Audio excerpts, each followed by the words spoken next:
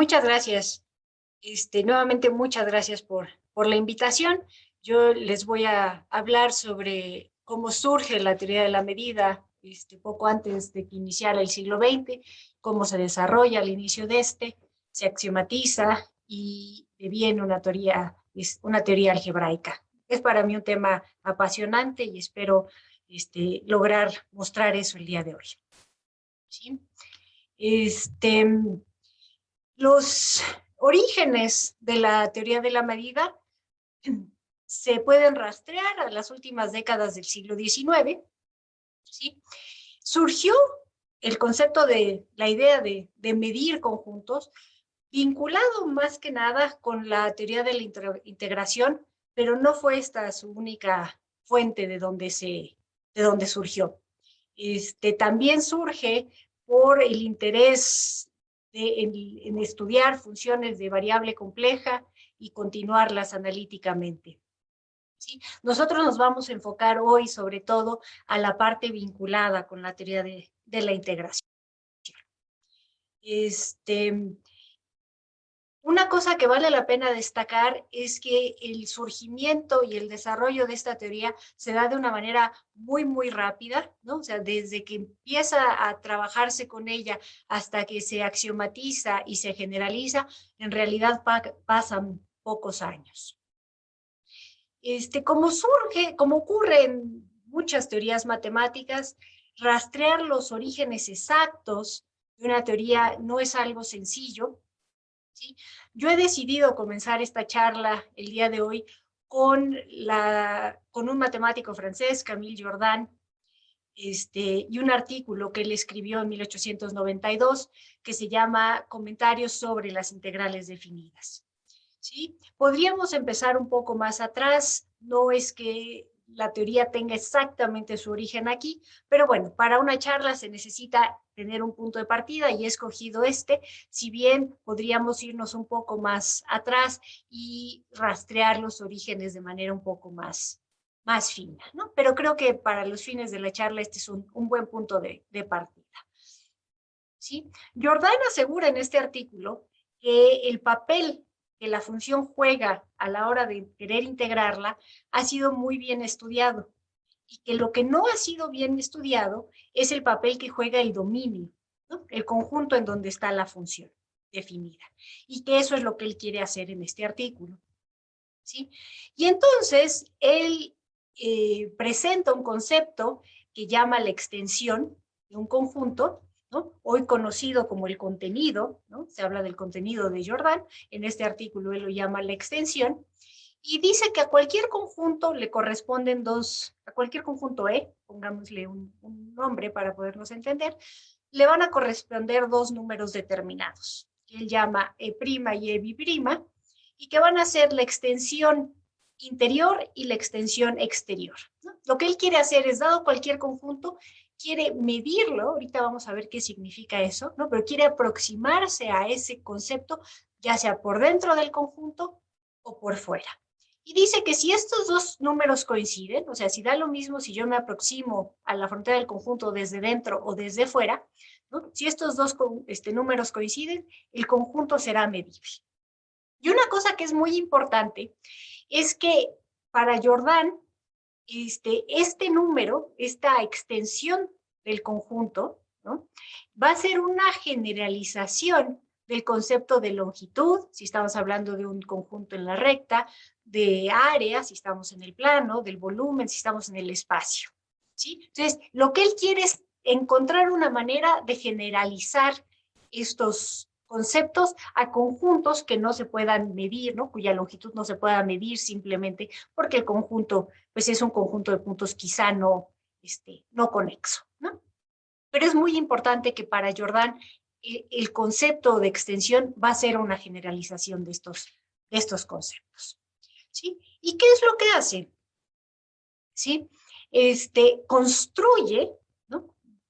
Es un punto de comparación que va a ser importante, una manera de encontrar estos números, ¿sí? Parte al conjunto que le interesa en un número finito de conjuntos disjuntos y cada uno de los cuales los mide, ¿sí? Y entonces lo que hace es considera, si ven aquí, la suma de las extensiones interiores de estos conjuntos, la suma de las extensiones exteriores, ¿no? Y dice que si estos conjuntos son medibles, pues también lo será el conjunto total que están tratando de aproximar, ¿sí? Entonces, la extensión así definida, pues tiene una propiedad aditiva y esta depende de que la unión en la que yo parta mis conjuntos sea una unión finita. ¿Sí? Si a mí se me ocurriera descomponer el conjunto en una cantidad numerable de subconjuntos, entonces ya no puedo demostrar que lo que pasa aquí es lo que Jordan quiere, ¿no? O sea, Jordan necesita partir al conjunto en una unión disjunta de conjuntos que yo ya sepa medir previamente.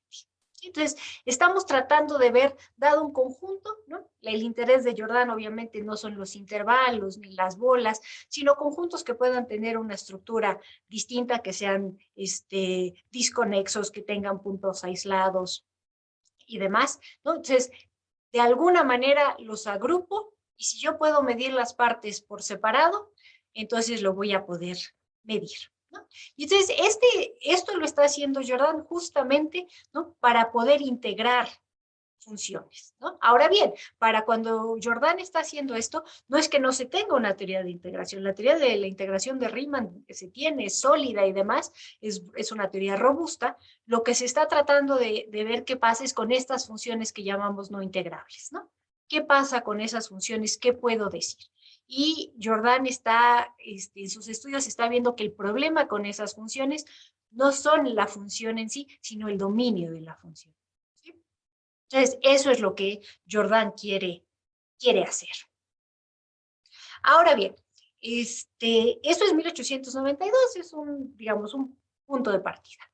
Otro punto de partida es un texto que escribe Émile Borel, otro matemático francés, en 1898. Es un pequeño libro que se llama Lecciones sobre la teoría de funciones. ¿Sí? La motivación de este libro es muy distinta, no tiene nada que ver con la teoría de integración, sino con la continuación de funciones analíticas en el plano complejo. ¿Sí? No me voy a meter en esos detalles, creo que nos llevaría gran parte de la charla. Lo que quiero es rescatar la noción de medida que Borel plantea en este libro. ¿Sí? Borel, para sus fines, únicamente considera una medida en la recta y en particular en el intervalo 0.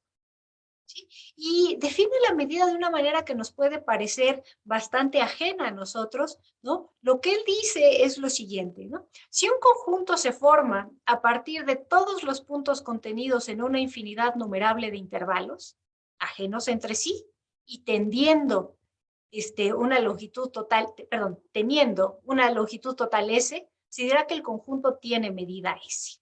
¿Sí? Entonces, es una definición bastante, digamos, descriptiva, hay que tratar de analizar lo que nos está diciendo, pero hay dos cosas que nos llaman la atención inmediatamente, ¿no? La primera es que él sí está permitiendo que yo pueda dividir o partir a mi conjunto en una cantidad numerable de intervalos, o sea, puedo considerar una cantidad infinita de intervalos. Y la idea es la misma. Si yo puedo medir cada uno de ellos, ¿no? Y sumo las medidas de estos subintervalos, entonces la medida total que yo obtenga va a ser la medida de mi conjunto S. Esta es la definición que presenta Borel tal cual.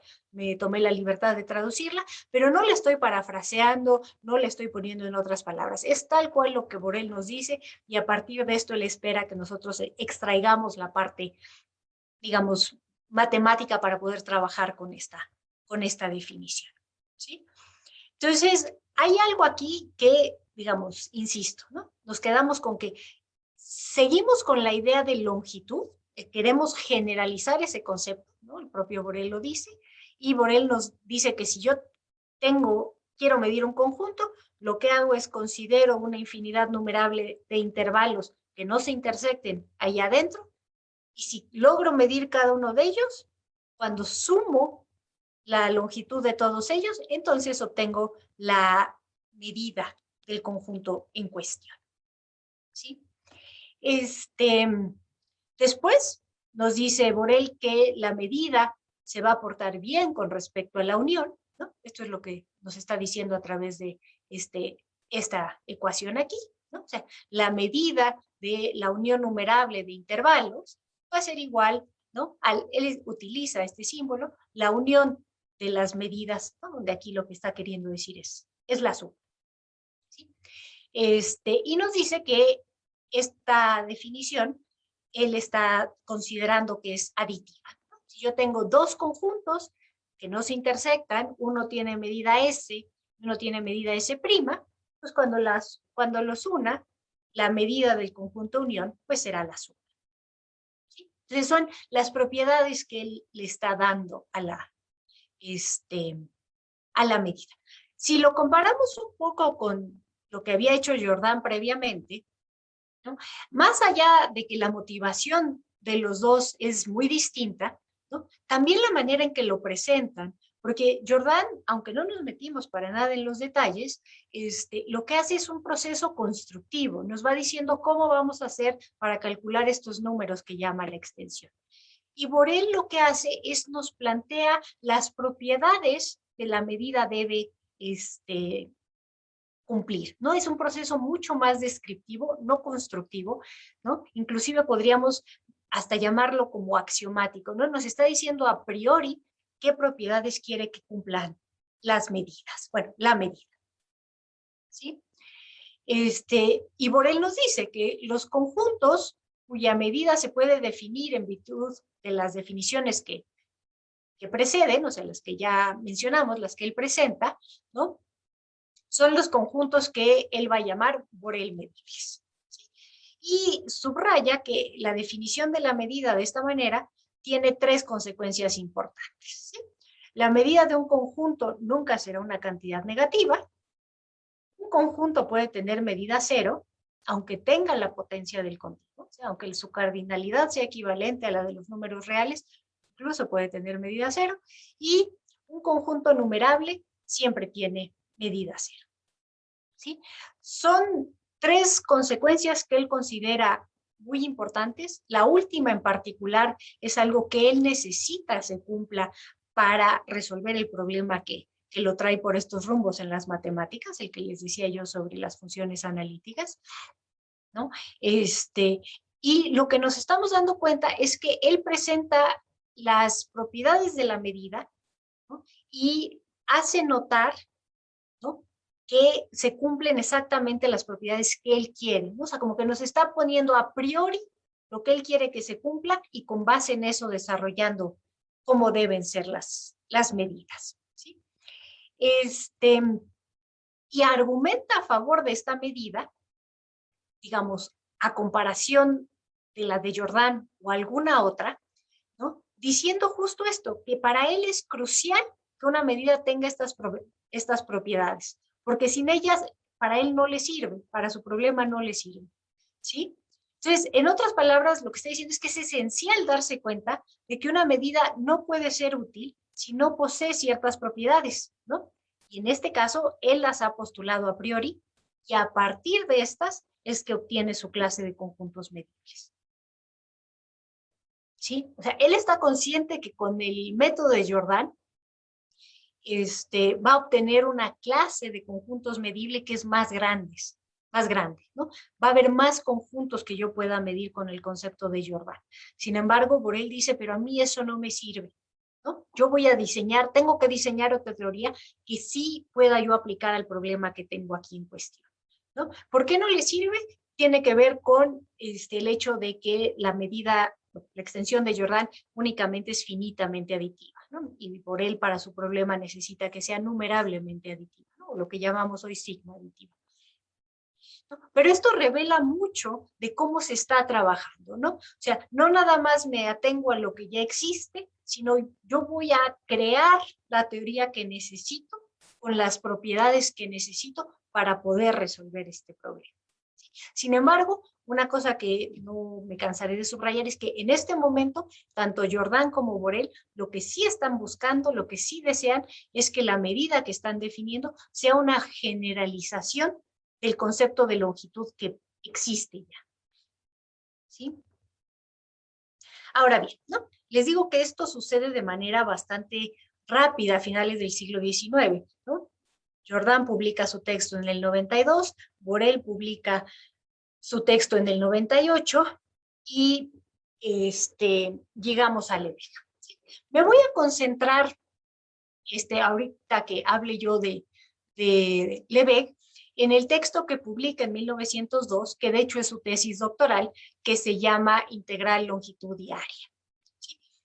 Previo a esto, en 1901, presenta una nota ante la Academia de Ciencias de París, en donde presenta ya su integral, ¿no? Es una nota muy, muy breve, pero ya entra en todos los detalles de cómo se presenta y cuáles son las propiedades en su tesis doctoral que se publica en 1902. El objetivo de la misma, de acuerdo al propio Lebesgue, es dar definiciones precisas de conceptos que aparecen en el análisis. Y se refiere en particular a la integral definida, a la longitud de una curva y el área de una superficie. Y lo primero que hace para lograr este objetivo es introducir una teoría de la medida, ¿sí? Que es distinta de la de Jordan y distinta de la de Borel, ¿sí? Va a tener unas cosas en común con las de Borel y unas cosas en común con las de Jordan, pero es distinta, ¿no? ¿A qué me refiero con que es distinta? La clase de conjuntos medibles es distinta. Una cosa que vale la pena subrayar aquí, si nos interesa, digamos, por qué es que Lebesgue plantea o soluciona el problema de la manera en que lo va a hacer, ¿no? Nuevamente podemos ver que a lo que le motiva a Lebesgue, lo que le interesa, es la noción de integral, ¿no? Está trabajando con la teoría de la integración, ¿sí? Y en particular, Lebesgue es muy claro, ¿no? ¿Qué es lo que le preocupa en particular? Digamos, dentro de estos objetivos hay una cosa que le preocupa en particular a Lebesgue, y es que la teoría de integración de Riemann tiene un pequeño defecto, según lo considera Lebesgue, y es el siguiente, es que puede haber funciones que se pueden diferenciar, se pueden derivar, pero sin embargo, su derivada no es integrable.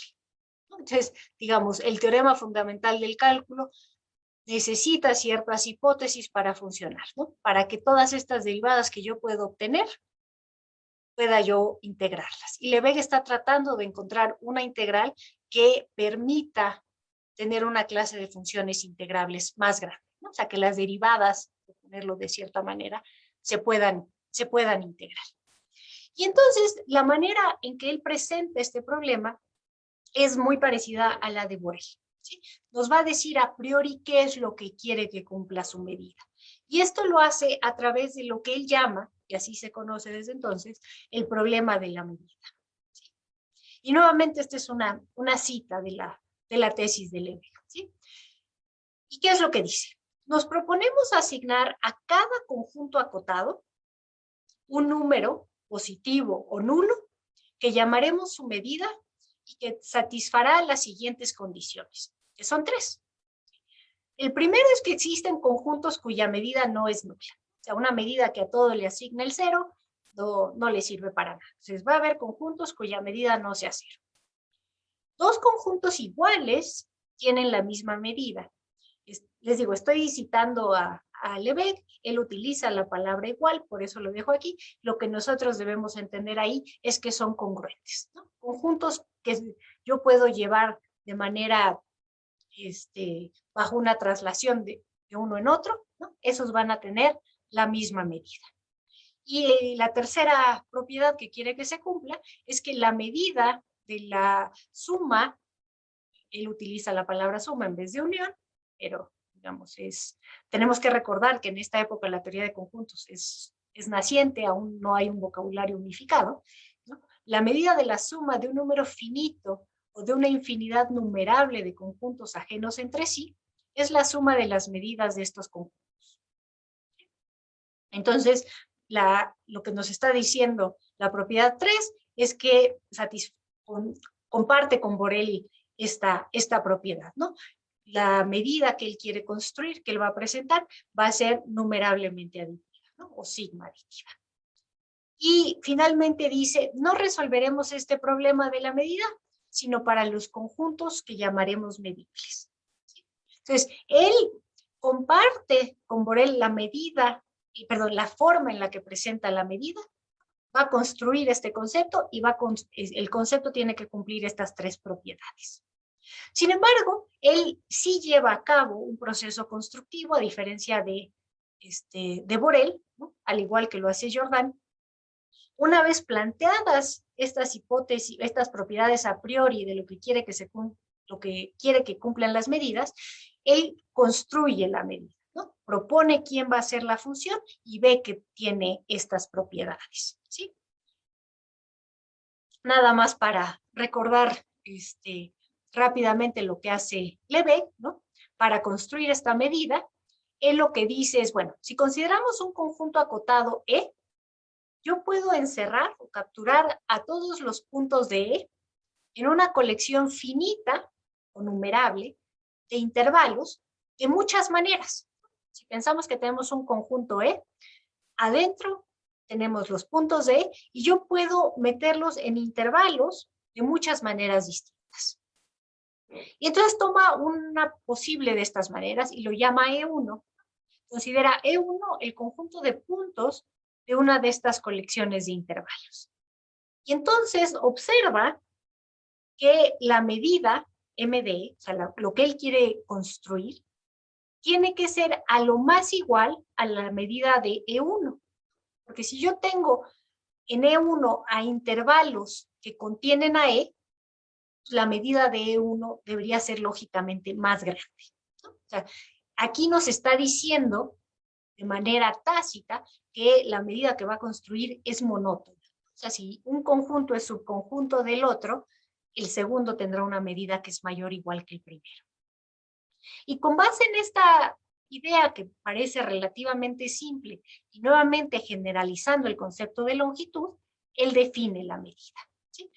Pero lo hace en dos pasos, ¿no? Que es distinto a cómo se presenta hoy en día la medida de Lebesgue. Define la medida exterior de un conjunto como el ínfimo de las medidas de todas las colecciones de intervalos que contienen al conjunto. Es lo que está escrito aquí abajo. El ínfimo de todas las colecciones de intervalos que contienen al conjunto, pido que los intervalos no se intersecten entre sí. ¿Sí?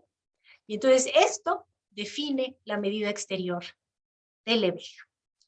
Y al igual que Jordan, lo que va a hacer es definirnos una medida interior, ¿sí? Y con base en eso poder definir la medida, ¿sí? Él se imagina que todos los conjuntos, si estamos trabajando en la recta, pertenecen a un segmento fijo, AB, y entonces considera el complemento del conjunto E. ¿Sí? Entonces, la medida del segmento grande, menos la medida del complemento, la medida exterior del complemento del conjunto en cuestión, es lo que él va a llamar la medida interior. Y muestra que la medida exterior es mayor o igual que la medida interior, y cuando estos dos números coincidan, al igual que lo había hecho Jordan, entonces diremos que el conjunto es medible. Y con esta medida, ¿no? O sea, él sí nos dice cómo está definida. Lo que el siguiente paso en su tesis es, él hace ver que se cumplen las tres propiedades, ¿no? Que hay conjuntos que no tienen medida cero, que conjuntos congruentes tienen la misma medida, o lo que es lo mismo, que la medida es invariante bajo traslaciones, y que la medida es sigma aditiva. Ahora bien, hay dos cosas que me interesa subrayar, ¿no? Al igual que Borel, cuando introduce su medida posterior al trabajo hecho por Jordan y que justifica por qué está introduciendo una nueva medida, Lebesgue hace algo parecido, ¿sí? Y lo primero que nos hace digamos, lo primero que hace Lebesgue es fijarse, hacer una comparación, digamos, desde cierto punto de vista, de qué conjuntos son Jordan medibles, qué conjuntos son Borel medibles y qué conjuntos son Lebesgue medibles. Y el primer tipo de argumento que nos da para tratar de diferenciar los diferentes tipos de conjuntos, es un argumento de cardinalidad, ¿no? Quiere mostrar qué conjuntos pertenecen a qué clase, fijándose en cuántos conjuntos hay en esas clases. ¿Sí? No quisiera entrar en muchísimos detalles, es técnico y es difícil sin escribir, pero este es un argumento que usa Lebesgue para hacer ver que hay más conjuntos Lebesgue medibles que los que podían ser medidos con la medida de Borel. ¿Sí? Y nuevamente, aquí estoy citando, ¿no? Lebesgue llama a los conjuntos Borel medibles, los llama B medibles, ¿sí? Y entonces dice, los conjuntos B medibles están definidos por una infinidad numerable de condiciones. Es lo que nos había dicho Borel, ¿no? La única condición que le pedía es que yo pudiera definir su medida uniendo intervalos disjuntos. Y dice, y por tanto, su conjunto, o sea, el conjunto de los conjuntos B medibles, tiene la potencia del continuo. ¿Qué quiere decir tener la potencia del continuo? Pues tiene la misma cardinalidad que R, ¿no? Que el conjunto de números reales. Entonces, ¿cuántos conjuntos Borel medibles hay? Pues Lebesgue nos dice con este argumento que hay tantos como reales. Y luego dice, bueno, se pregunta por cuántos conjuntos Lebesgue medibles va a haber, ¿no? De acuerdo a la medida que él acaba de introducir. Y entonces, él introduce un conjunto E, ¿no? Formado por los puntos que tengan abscisas, ¿no? Están en la recta, él así los llama, de este estilo, ¿sí? Ahora, no sé si ustedes aquí lo puedan distinguir, es una manera distinta, pero si son familiares, están familiarizados, perdón, con lo que se conoce como el conjunto de Cantor, ¿no? Este conjunto muy bonito que crea Cantor, que tiene propiedades muy simpáticas en términos del análisis y la topología, ¿no? Es el conjunto auxiliar que Lebesgue va a utilizar para contar cuántos conjuntos tiene su clase de conjuntos, ¿sí? Entonces, lo que hace es considera todos los números que puedo expresar de esta manera, donde los numeradores, las A's, son o bien 0 o 2. Y dice, este conjunto es Borel medible, porque es perfecto. En esto no me voy a meter ahorita, pero se puede demostrar, de hecho Borel lo hace, que este conjunto, el conjunto de Cantor, es Borel medible. Pero Lebesgue dice, su complemento está formado ¿por quién? ¿No? Su complemento va a ser el intervalo 1/3, 2/3, que tiene longitud 1/3. Además, los intervalos desde 1/9 a 2/9, y luego el intervalo que va, no sé, aquí hacemos la suma, son 2/3 más 1/9, son 7/9 a 8/9, ¿no? Que tienen esta longitud, luego por 4 intervalos de longitud 1/27, etcétera. Entonces son intervalos, ¿no? Si yo pienso en la recta real, pienso en el intervalo 0, 1 y le quito el tercio de en medio, y luego a lo que me queda le quito los tercios de en medio, y luego a lo que me queda le quito los tercios de en medio, y así me sigo hasta el infinito, ¿no? Eso, ¿no? Es el conjunto que está tomando Lebesgue en cuestión. Y nos dice que el complemento del conjunto E tiene medida 1. Por tanto, este conjunto E tiene medida nula, es decir, lo puedo medir. Sin embargo, ¿no? Este conjunto se puede demostrar que tiene la cardinalidad del continuo, o sea, hay tantos puntos en el conjunto de Cantor como en los reales, ¿no? Y entonces, ¿qué es lo que nos dice Lebesgue? ¿No? Y lo dice de una manera muy, muy bonita. E tiene la potencia del continuo. Por tanto, se puede formar con los puntos de E una infinidad de conjuntos que, teniendo medida exterior nula, pues van a ser medibles. La potencia del conjunto de estos conjuntos es aquella del conjunto de conjuntos de puntos. ¿Sí? O sea, nos está diciendo que si yo pienso en todos los reales y pienso en el conjunto potencia de ellos, o sea, ya crecí, entonces tengo tantos conjuntos como eso que son Lebesgue medibles. Y sin embargo, Borel medibles solo tenía tantos conjuntos como R.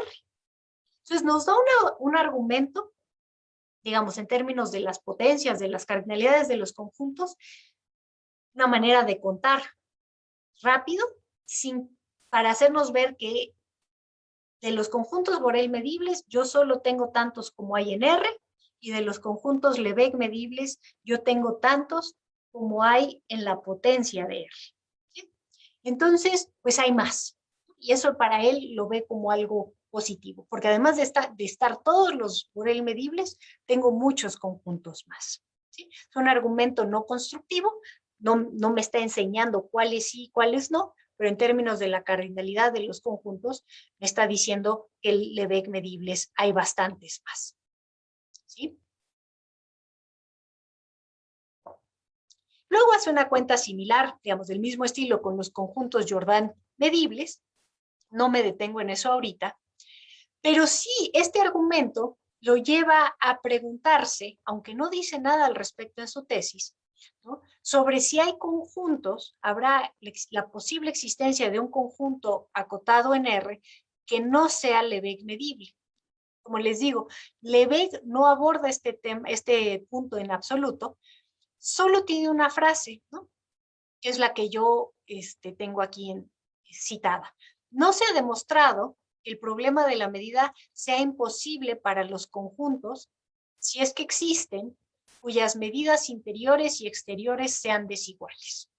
Pero en lo que sigue, solo encontraremos conjuntos medibles. Entonces, él nos avisa que en su tesis solo va a trabajar con conjuntos medibles, es decir, la medida exterior y la interior coincidiendo, pero que no se ha podido demostrar, bueno, que no se ha demostrado que conjuntos que tengan medidas interior y exterior desiguales existan. ¿Sí? Es mi punto de vista, pero es, digamos, mi interpretación de Lebesgue. Yo creería que en este momento Lebesgue cree que no hay conjuntos no medibles, pero evidentemente no tiene una demostración a su alcance y por eso no dice nada más que esta frase aquí escondida de si es que existe, ¿no?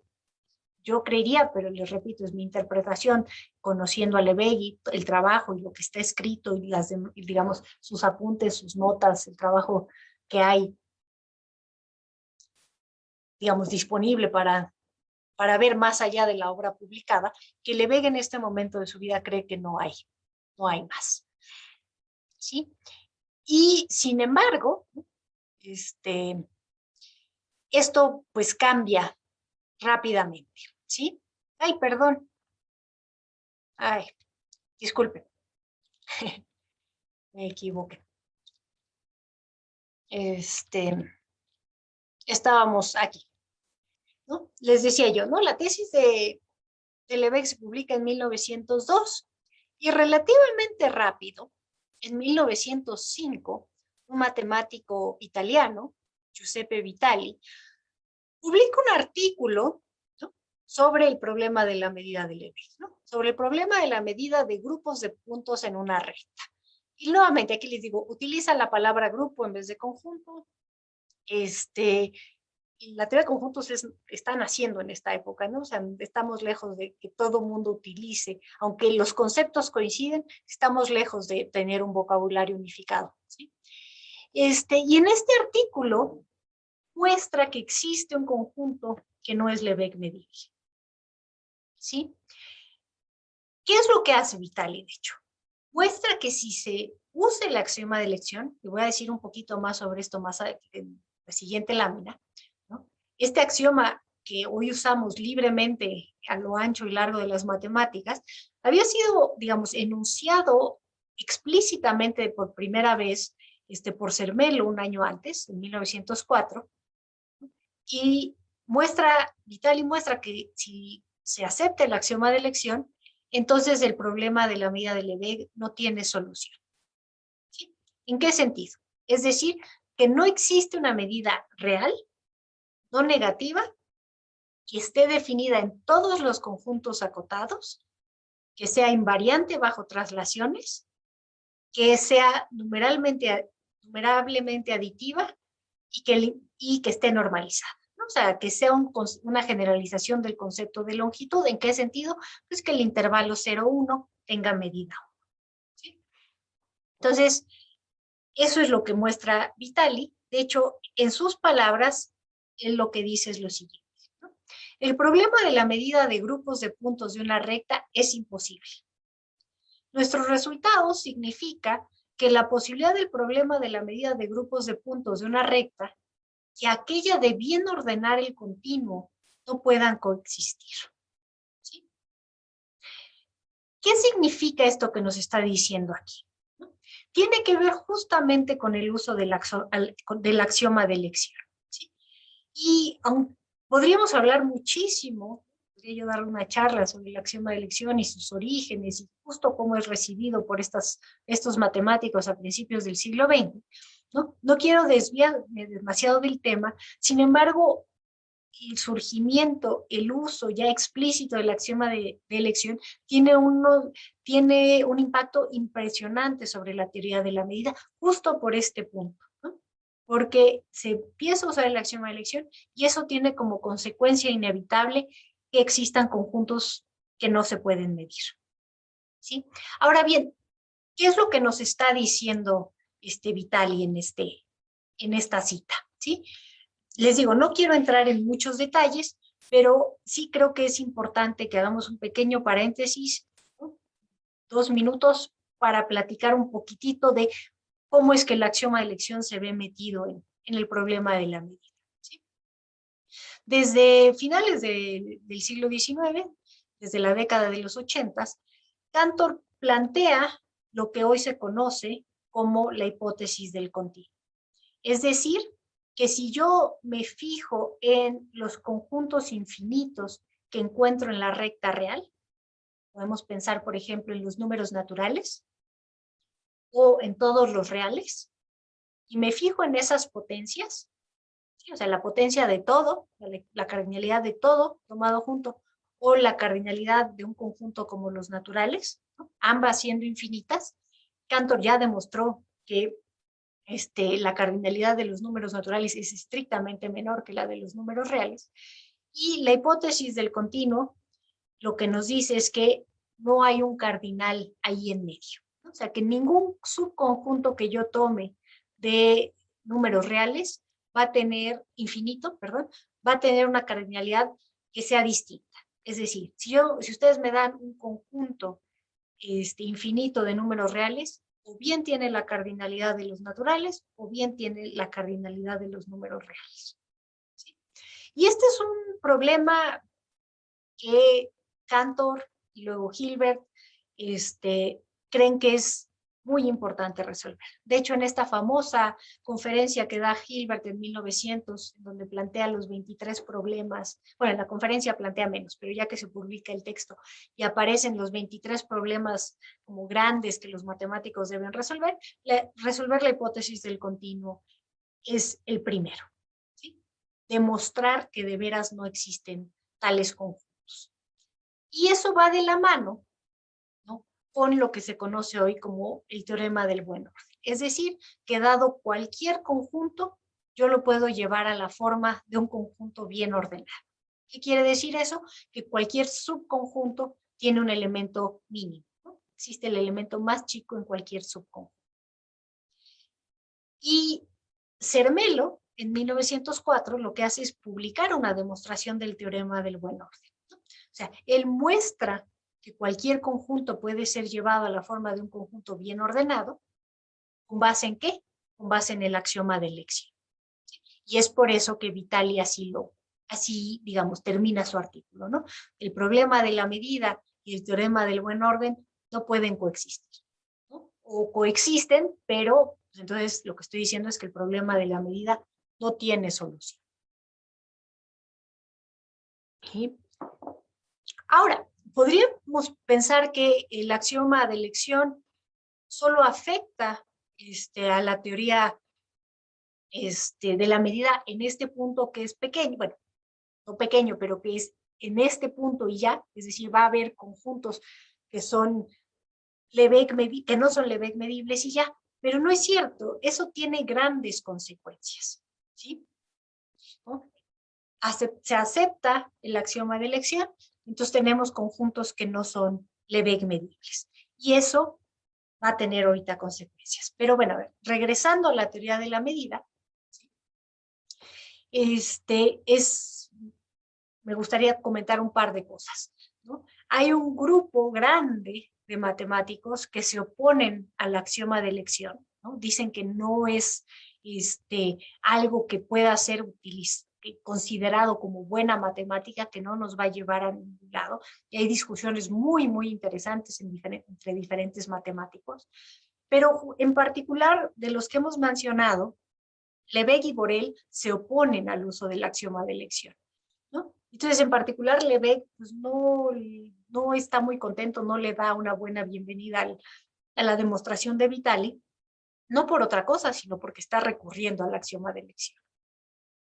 Sin embargo, una vez que Vitali muestra que con el uso del axioma de elección el problema de la medida no tiene solución, entonces se abre un gran campo de estudio, ¿no? En donde los matemáticos se plantean una pregunta, ¿no? Y entre ellos Hausdorff.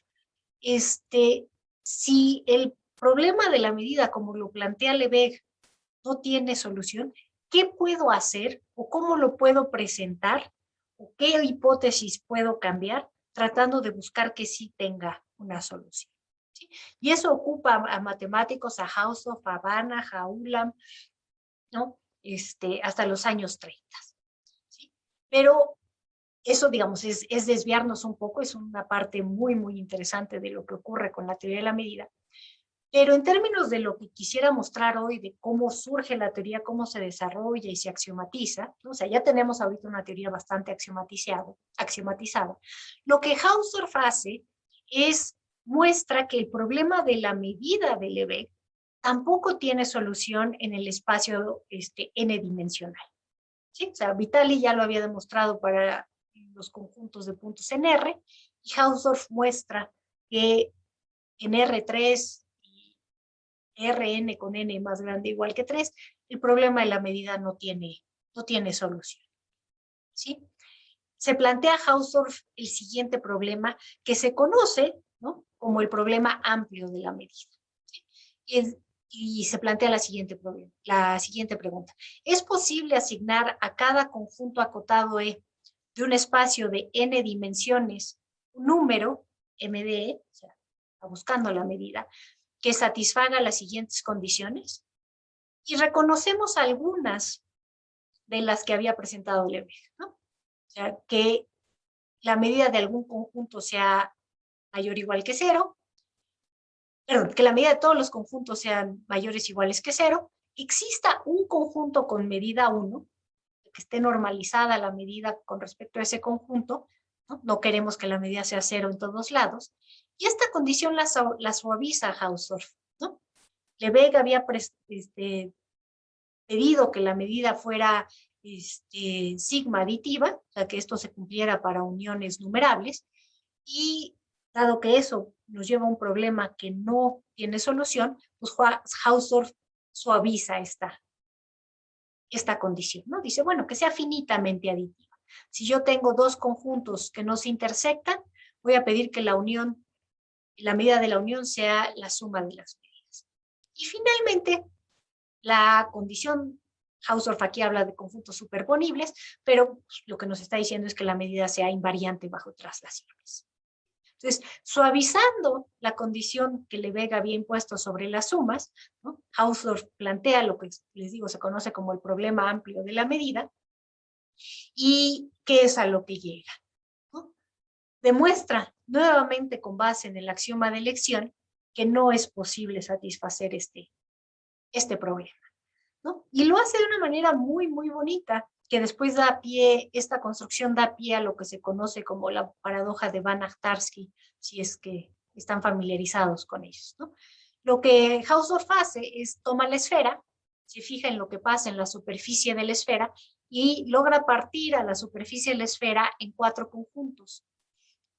Uno que es numerable, entonces su medida va a ser 0, y los otros 3 que tienen esta propiedad, el conjunto A, el conjunto B y el conjunto C son congruentes, ¿sí? Y A también es congruente con la unión de los otros 2. Entonces esto lo lleva a una contradicción, porque si se cumplen las condiciones que él pide para la medida, pues la medida de los 3 conjuntos tiene que ser la misma, pero también la medida de uno de ellos tiene que ser igual a la medida de la unión. Entonces esto lo lleva a una contradicción y muestra que tal medida, ¿no?, incluso ya con la condición suavizada, no existe, ¿no?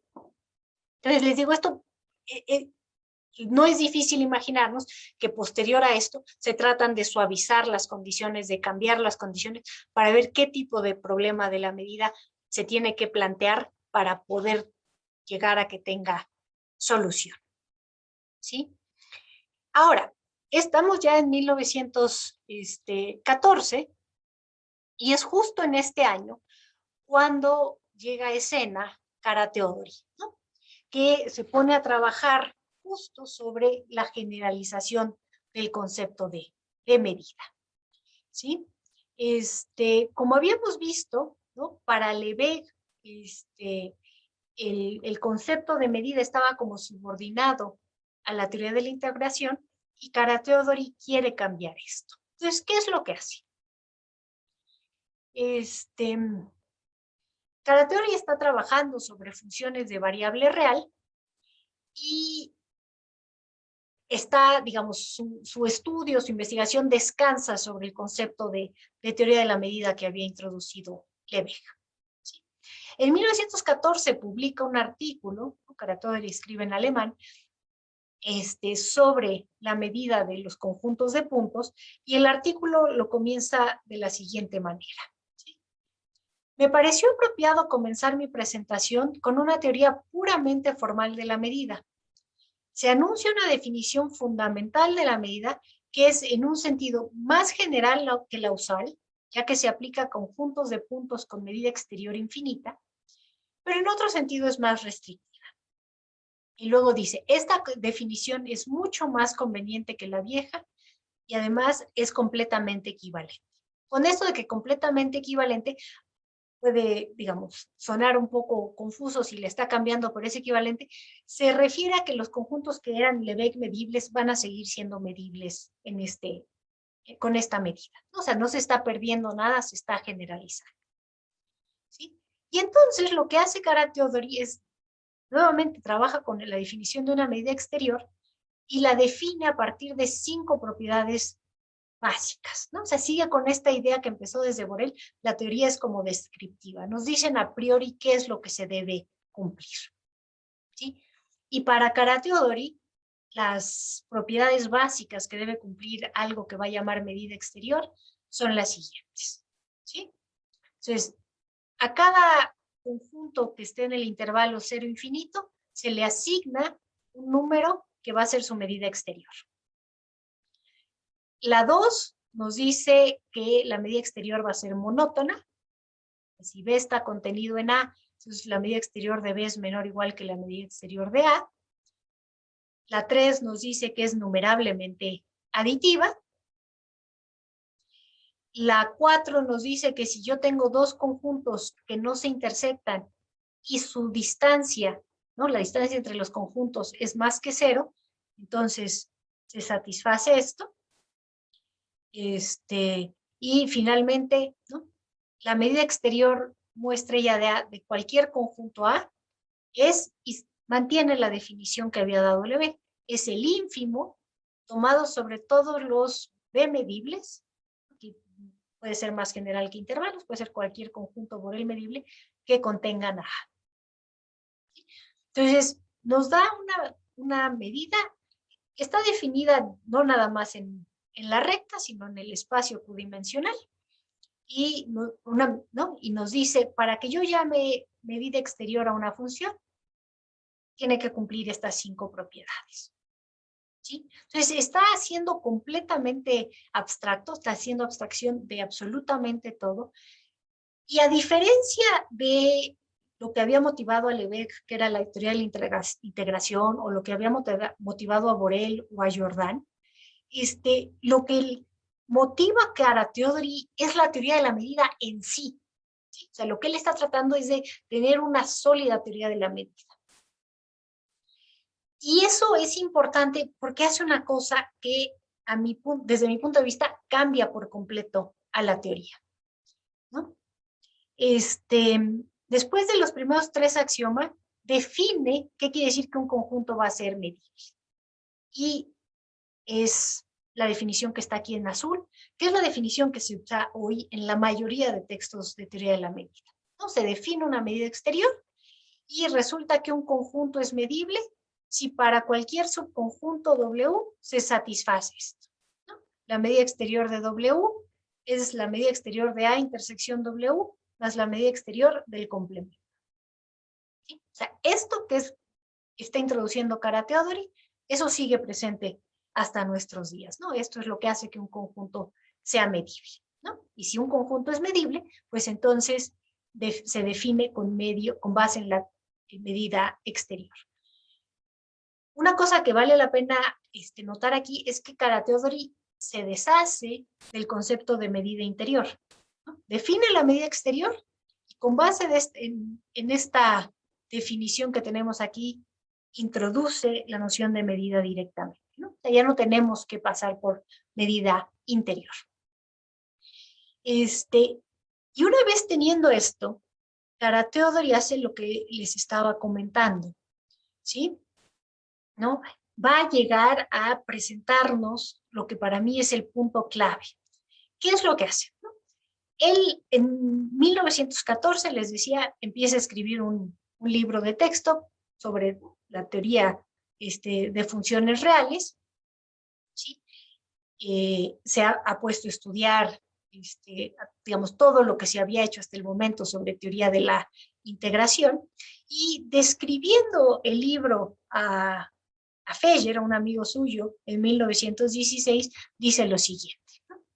He utilizado el pasado año para escribir un libro, que desafortunadamente es muy grueso, dice él, sobre las funciones reales que se está imprimiendo ahora.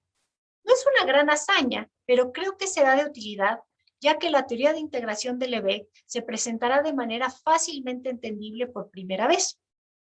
¿Sí? Y luego dice, en la introducción al texto, ¿no? Cara Theodory dice que la revolución que la teoría de funciones de variable real sufrió como resultado de las investigaciones de Lebesgue constituye un evento que hoy, ¿no? En ese momento, en 1914, se puede considerar básicamente como completo.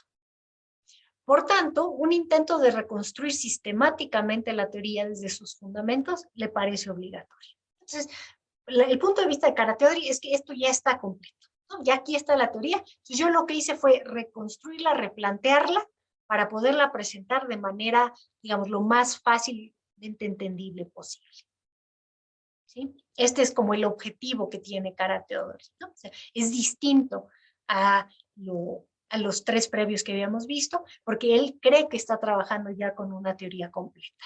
Sin embargo, lo que él hace es digno de llamar la atención, no nada más es presentarlo ya terminado de mejor manera. ¿Sí? Y esto es a lo que me refiero, ¿no? En este texto, ¿sí? Cara Theodory incluye otro ejemplo, ¿sí? Un ejemplo de una medida, ¿sí? Construida a partir de una medida exterior que satisface las 5 propiedades que él, ¿sí? Que es, ¿no? Una de las más conocidas y que se usa para muchísimas cosas el día de hoy, ¿no? Si yo tengo A, un punto en mi espacio, llamo delta de a la siguiente función, ¿no? Delta de A aplicada a un conjunto A vale 1 si el punto A está en A y vale 0 si el punto A no está en A. ¿Sí? Donde A es un punto fijo y A es cualquier subconjunto. Y el simple hecho, aunque parezca trivial, de introducir otra medida, hace que las cosas cambien por completo. Porque esta medida, en primer lugar, ya no cumple con una de las propiedades que Lebesgue había pedido, ¿no? Y que Hausdorff mismo incluye en su problema amplio de la medida, es decir, que las medidas sean invariantes bajo traslaciones. Aquí yo puedo tener un conjunto congruente a otro conjunto, pero si el punto A sí está en este, no está en este, las medidas de los conjuntos congruentes no van a coincidir, ¿sí? Y eso hace, ¿no?, que el simple hecho de tener otra medida, otra función que cumple esas propiedades, ¿no?, hace que digamos, la teoría de la medida surja como una teoría. Porque la teoría de la medida era una cosa auxiliar que estudiaba conjuntos para poder resolver otros problemas. En gran parte relacionados con la teoría de integración. Pero a la hora de que Kara-Teodory nos presenta otra medida, pues entonces resulta que ya tengo un nuevo objeto de estudio, que son las medidas en sí, ¿no? Y es en este momento que yo puedo empezar a hablar de la teoría de la medida como una rama propia, como una disciplina propia, con sus propios objetos, ¿no? ¿Cuáles son estos objetos? Pues las distintas medidas. ¿Sí? Entonces, este es un momento clave para la teoría de la medida, ¿no? El introducir otra medida y ver las cosas ya no nada más como voy a generalizar el concepto de longitud, sino yo voy a estudiar este tipo de funciones, ¿no? Entonces, por eso digo, el papel que Kara-Teodory juega en esto es clave. Logra axiomatizar por completo la teoría y nos presenta otra de tal manera que ya tengo una teoría con objetos propios, ¿no? Que no está supeditada a la teoría de integración. ¿Sí? Esto es lo que acabo de mencionar. ¿Sí? Ahora bien, habiendo dicho eso, ¿no?, y lo importante que es desde mi punto de vista lo que Kara-Teodory hace para la teoría de la medida, ¿qué más hace? Hace una cosa también que es fundamental, ¿no? El libro de Kara-Teodory se imprime una segunda vez, y se va a mandar reimprimir una tercera vez. Sin embargo, cuando esto sucede, Kara-Teodory mismo dice que la teoría ha cambiado ya mucho y que él quiere reescribirlo, ¿no?, para incorporar todo lo que el análisis funcional, ¿no?, que surge en estas décadas, ¿no?, ha aportado a la teoría, ¿no? Todo lo que se puede hacer en espacios de Fréchet, por ejemplo. Entonces, en la tercera edición de su libro, él decide, es necesario que yo reescriba, reprepare esto, no puede ser nada más lo que ya estaba. ¿Sí?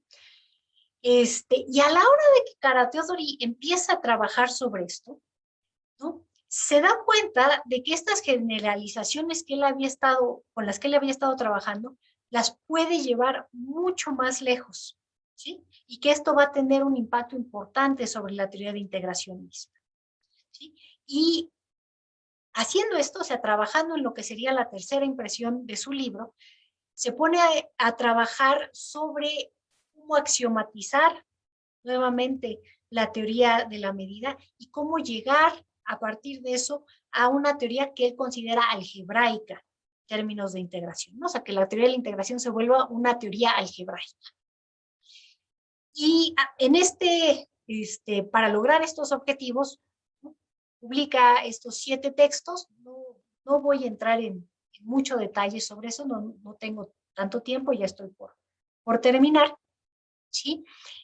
Pero quería yo hacer un comentario sobre los primeros dos, ¿no? Lo primero que está haciendo es eso, cómo algebraizar la teoría de la integral, y se da cuenta que para hacer esto va a necesitar una teoría auxiliar que él axiomatiza. De hecho, lo hace varias veces porque la primera no está conforme con lo que hizo en este primer intento, ¿no? Cómo presentar una axiomática para una teoría que él llama, se ve aquí, teoría de somas. ¿Sí? Ahorita voy a hablar un poco sobre esto, ¿no? Resulta que él introduce un nuevo concepto, así como años antes se había introducido el concepto de conjunto, pues Kara-Teodory necesita introducir un nuevo concepto, es un soma, ¿no?, que en griego quiere decir cuerpo. Ahora bien, para incluir las ideas que Kara-Teodory empieza a desarrollar, ¿no?, él reescribe su texto original en 3 volúmenes, ¿sí? Y aquí hay como un cacho como medio trágico de, de la historia, ¿no? Se publica el primer volumen, se publica, se empieza a trabajar sobre los dos volúmenes que van a ser los que tienen que ver con la teoría de funciones, y en 1943, pues, digamos, Alemania está en guerra, Karatöri ya había mandado imprimir el libro, está en la casa editorial, en Teubner, la casa editorial en Leipzig es bombardeada y el libro se pierde en un incendio. ¿Sí?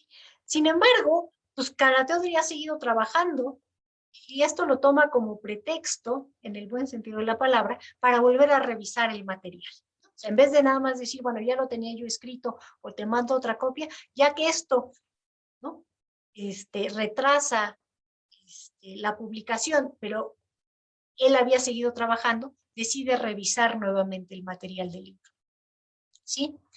Y en 1949 le anuncia a un amigo, a Born, ¿no? Dice lo siguiente: también tengo otro libro sobre medida integral en espacios booleanos. O sea, ya es algo muy, muy abstracto, ¿no? Ya no estamos hablando sobre lo que pasaba en R. Ya se había publicado, pero fue destruido por un incendio en Leipzig en 1943. Y dice, ya lo he reescrito y será publicado por Birkhäuser. ¿Sí? Ahora, tristemente, después de esto, esta carta la manda a Born el 24 de marzo del 49. Sin embargo, menos de un año después, el 2 de febrero de 1950, Karatöri muere. Y entonces esto se queda en una, pues, momentáneamente sin publicar, ¿no? Sin embargo, el texto estaba terminado, ¿no? Y son Rosenthal, Stuerland y Finsler quienes finalmente editan y publican esta última obra de Karatöri, ¿sí? Que lleva por título Medida e Integración, ¿no? Pero desde un punto de vista ya algebraico. Y esto aparece publicado en el 56. Voy a mencionar un par de cosas sobre este texto, pero antes, sí creo que para, para efectos de lo que pasó con digamos, la posteridad de esta obra, influyó de una manera bastante negativa el hecho de que Karatöri hubiera fallecido. Porque cuando se publica, la obra no tiene el impacto que a mi juicio hubiera tenido si Karatöri hubiera seguido vivo. ¿Sí? O sea, es un trabajo enorme, es un trabajo muy fino, muy importante, que tiene poco efecto sobre la teoría de la medida. ¿Sí? A diferencia del efecto que tuvo el que él haya introducido la otra medida, ¿no? Que yo hice hincapié ¿no? En los años de 1914, 1918, ya para cuando esto se publica en 1956, pues incluso lo publican, ¿no? Así como pues un homenaje, el libro ya estaba terminado, lo publican tal cual lo dejó Karatöri. Sin embargo, el efecto que tiene dentro de la teoría matemática como tal es menor, es mucho menor. En realidad es un texto muy poco conocido, ¿no? No es un texto que se aplique, ¿no? Y es justamente el texto en donde Karatöri hace que esta teoría se vuelva lo que él decía, una teoría algebraica, ¿sí? Como les decía, para hacer esto, Karatöri recurre a un concepto, inventa literalmente un concepto, que es el concepto de soma, ¿sí? Para poder unificar, ¿no? Para que tenga una teoría realmente general, ¿no? Que contuviera como casos particulares, digamos, la geometría euclidiana y cómo es que yo puedo medio medir ahí adentro, y también la teoría de la medida desarrollada por Lebesgue y compañía. ¿Sí? Los somas se introducen de manera axiomática, muy al estilo de cómo se introducen los conjuntos, ¿no? Los conjuntos no definimos qué son, sino que tenemos una serie de axiomas, ¿no? Hoy ya muy, digamos, muy bien configurada la lista, son los axiomas de Zermelo-Fraenkel con elección, ¿no? Todo lo que hacemos casi es dentro de este marco de ZFC. Y en ese mismo estilo, Karateodori introduce la teoría de somas con una definición axiomática, ¿no? O sea, ¿qué son los somas? Pues aquellas cosas que se portan de la siguiente manera, ¿no? Entonces, les da una estructura algebraica, de álgebra booleana, justamente como él había anunciado.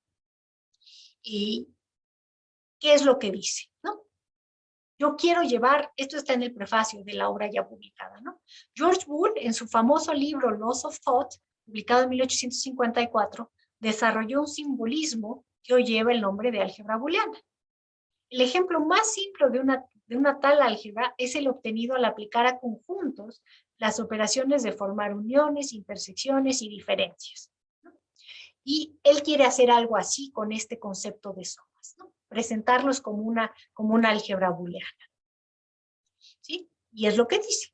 Hace aproximadamente 10 años me di cuenta de que también es posible construir lo análogo a funciones de puntos ordinarias sobre anillos booleanas. Y esto hace posible la algebraización de la integral, ¿sí?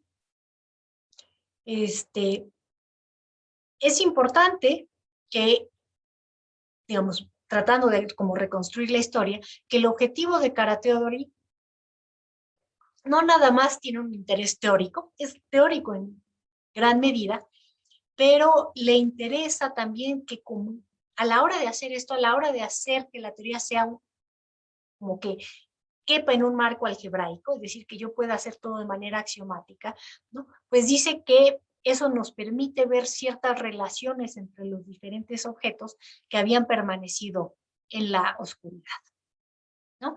Además, estas relaciones, ¿no?, conducen a un desarrollo que caracteriza como orgánico, altamente elemental y unificado. Esto es lo que él está logrando con su teoría en sus propias palabras, ¿sí? Y ya nada más para terminar y para darles un ejemplo de qué es lo que está haciendo, ¿no? Son los mismos conceptos, pero ya presentados con base en este nuevo lenguaje, ¿sí? Por ejemplo, él dice, una función phi de x es llamada una función de medida siempre que se cumplan las siguientes condiciones. La primera, su dominio de definición A es un anillo completo. Sin meternos en detalles de lo que significa esto, ¿no?, si pensamos hoy en la definición de medida, justamente lo primero que pedimos es que esté definida sobre una sigma álgebra, ¿no? Entonces, al dominio le tengo que dar algún tipo de estructura algebraica. Y eso es lo que está haciendo Karateodori en este primer punto, ¿no? En el segundo punto, ¿no?, nos dice que si tenemos una sucesión numerable de somas, ¿no?, ya son los objetos con los que él está trabajando, y hace ver que los conjuntos son un ejemplo en particular, pero que esto se aplica a cualquier otra colección siempre y cuando sea un anillo completo, ¿sí? Entonces tenemos lo siguiente, ¿no? Si B está contenido en, él denota así a la unión, entonces phi de B es menor o igual que la suma de las phis de cada uno de los somas ahí, y tiene un soma vacío, y para ese soma se tiene que la función medida en él vale 0. Entonces, recupera lo que no nos llama, no nos extraña esté ahí presente, pero lo logra presentar ya de una manera completamente algebraica, ¿sí? Con base en esto se puede mostrar que la función medida es no negativa, ¿sí? Y lo que les decía, ¿no? Aquí podemos reconocer lo que Lebesgue había hecho y cómo Karateodori lo hace de manera axiomática a partir de estos nuevos objetos que llama somas, pero que puede referirse a los conjuntos o a cualquier otra cosa, ¿sí? ¿No? Y con base en esto, pues él, ¿no?, con base en esa, digamos, teoría de la medida, permite, sí, Karateodori logra introducir a una teoría de la integración de estos términos, o sea, completamente algebraica, y esa teoría de integración es más general que la de Lebesgue, pero nuevamente tiene caso, como caso particular a la integral de Lebesgue. Y bueno, eso es lo que yo quería contarles el día de hoy. Gracias.